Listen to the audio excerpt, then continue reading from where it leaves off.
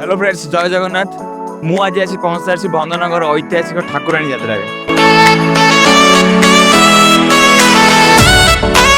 पहुँच सारी मीना बजार में जो गंजाम फूड बाजार।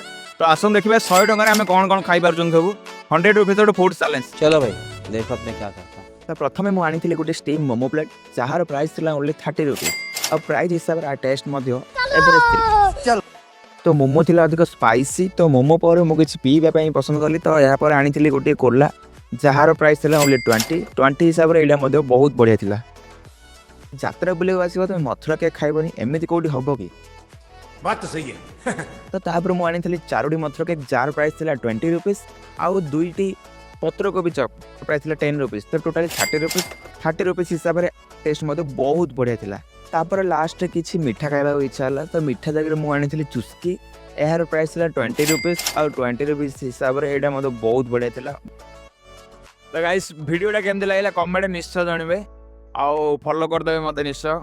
आगु कौन नेक्स्ट चैलेंज करी मत कमेंट निश्चय जानवे।